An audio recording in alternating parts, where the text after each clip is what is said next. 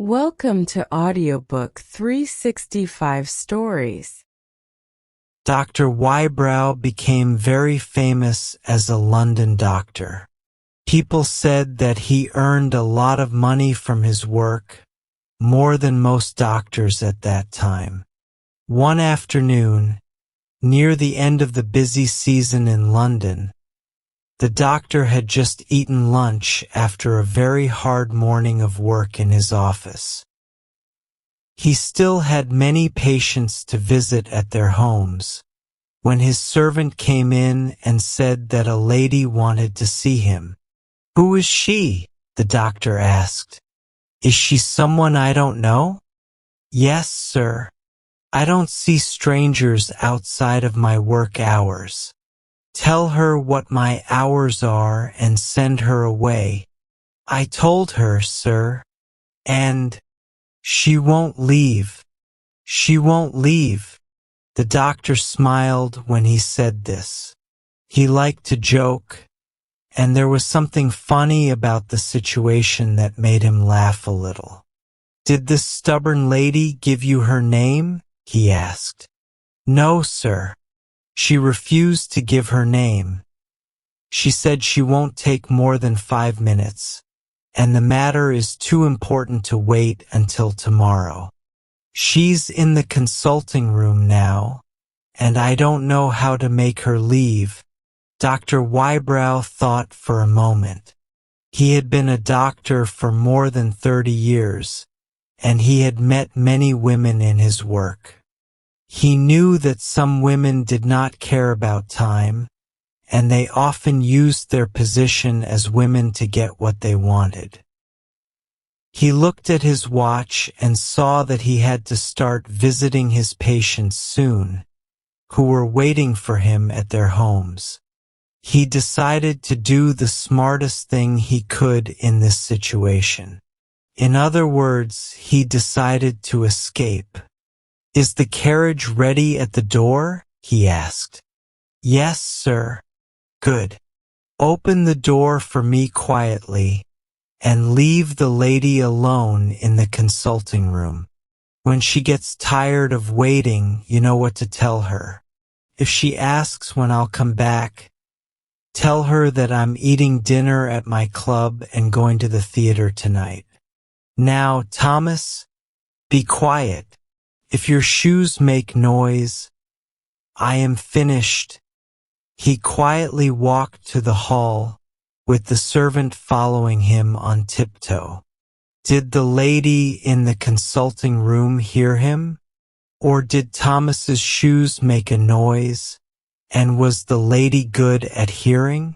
Whatever the reason, what happened next was very clear.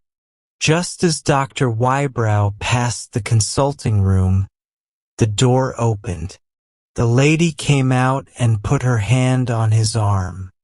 "I beg you, sir, don't leave without letting me speak to you first." Her voice sounded foreign. It was soft but firm. She gently, but strongly, held the doctor's arm. Her words and actions didn't make the doctor want to listen to her request. What made him stop walking was the look on her face.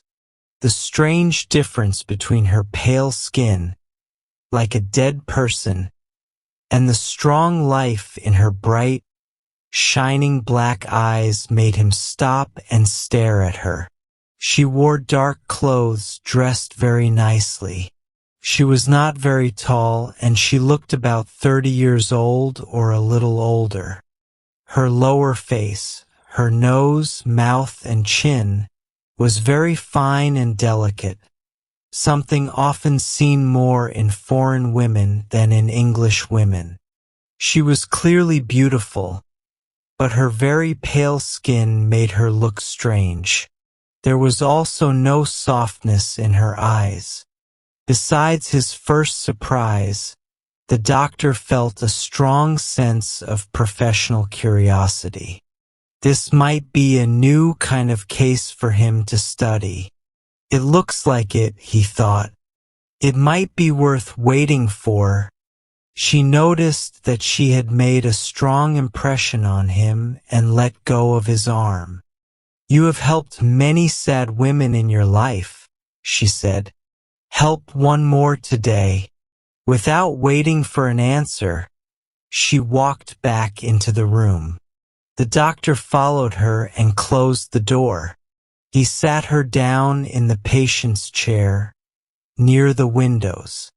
Even in London, the sun was very bright on that summer afternoon.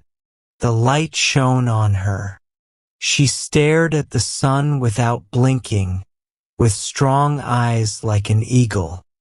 Her smooth, pale skin looked even whiter in the light. For the first time in many years, the doctor felt his heart beat faster because of a patient. Now that she had his full attention, the strange thing was that she had nothing to say. It seemed like she didn't care to talk anymore. The doctor, having to speak first, asked the usual question, "How can I help you?" The sound of his voice seemed to wake her up. Still looking straight at the light, she said quickly, "I have a hard question to ask. What is it?" Her eyes slowly moved from the window to the doctor's face. Without any sign of being upset, she asked her painful question in these surprising words. "I want to know, please, if I am in danger of going mad?" Some people might have found this funny, and others might have been scared. But Dr. Wybrow just felt disappointed. Was this the rare case he had been hoping for, just by looking at her? Was this new patient just a woman who worried too much, whose problem was a bad stomach and a weak mind? He asked her sharply, "Why do you come to me? Why don't you see a doctor who treats people with mental illness?" She had her answer ready immediately. "I don't go to that kind of doctor," she said, "because he only knows one way to think. He judges everyone by his own rules. I come to you because my case doesn't fit into any rules. You are famous for finding out mysteries in sickness. Are you happy with that answer?" He was more than happy. His first thought was right after all. Besides, she was correct about his professional skills. What made him famous and successful was his special talent for finding unusual diseases. "I am ready to help you," he replied. "Let me try to find out what is wrong with you." He asked her medical questions.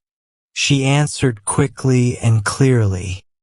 Her answers showed that she was in good health, both in her mind and body.